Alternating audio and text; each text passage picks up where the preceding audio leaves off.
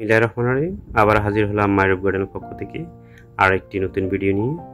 তো এই মুহূর্তে হয়তো আপনারা ভাবতে পারেন আমি কাশ্মীর অথবা বাইরের কোনো দেশে অবস্থান করছি, কিন্তু সত্যিকার অর্থে আমি আমার ছাদ বাগান মাইরুপ গার্ডেন এবং আমার জেলা লক্ষ্মীপুরে আমি অবস্থান করছি। তো দেখতে পাচ্ছেন আমার সামনে রঙিন আঙ্গুর। পূর্বে আমি যে আঙ্গুরের ভিডিও পাবলিশ করলাম সেটা হচ্ছে সাদা আঙ্গুর। তো এটা হচ্ছে রঙিন আঙ্গুর। এটা হচ্ছে ছাদ বাগানের জন্য একটি দারুণ সফলতা এবং সুন্দর একটি মুহূর্ত। যে সুন্দর মুহূর্তের জন্য আমার অনেক পরিশ্রম, অনেক ত্যাগ স্বীকার করতে হয়েছে, অনেক সময় ব্যয় করতে হয়েছে, অনেক টাকা খরচ করতে হয়েছে। তো আজকের সেই দিনটা যেটা সফলতা হয়েছে সেটা হচ্ছে রঙিন আঙ্গুর।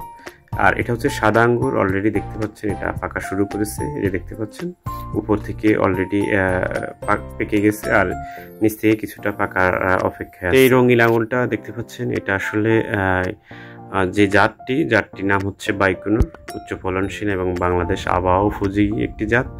চাইলে আপনারা আপনাদের বাণিজ্যিকভাবেও করতে পারেন এবং যদি আপনার ছাদ বাগানে শখের বসে লাগান, এক দুটি গাছ লাগাতে পারেন। এটার আসলে যত্ন এবং পরিচর্যাটা অবশ্যই জানতে হবে, জানলে আপনি সফলতা পাবেন।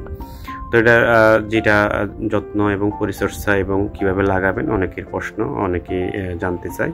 তো সেটা হচ্ছে যেটা আঙ্গুর গাছ সবচেয়ে বেশি পছন্দ করে জৈব সার, 1 বছরের পুরনো গোবর, এটার সাথে 30% সাধারণ গার্ডেন সয়েল এবং গোবর 30 থেকে 40% আর এবং কোকোপিট অথবা দানের সিটা মিক্স করে এটার সাথে হিউমিক অ্যাসিড এবং ট্রাইকোডার্মা দিয়ে রেখে দিতে পারেন। তারপরে এটা একটার সাথে একটা মিশে গেলে 1 মাস পরে এটাকে রোদে শুকিয়ে গাছটি লাগাতে পারেন এবং পরবর্তীতে যখন গাছটির বয়স 3 থেকে 4 মাস হবে তখন একটু রাসায়নিক সার দিতে পারেন, পটাশ দিতে পারেন, লাল পটাশ বাজারে পাওয়া যায়, টিএসপি, ইউরিয়া, এগুলো সামান্য দিতে পারেন এবং জিপসাম এবং ম্যাগনেসিয়াম সালফেট এগুলো মিক্স করে অল্প একটু করে 5-10 গ্রাম করে সাইড কিনারা বরাবর দিয়ে দিতে পারেন।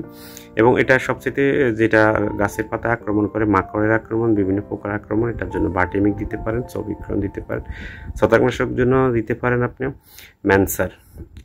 এতে ইনশাল্লাহ সমস্যার সমাধান হবে। তবে সবচেয়ে যে কোনো গাছ লাগানোর আগে ধারণা নিতে হবে, জানতে হবে, বুঝতে হবে, তাহলে ইনশাল্লাহ সফলতা চলে আসবে।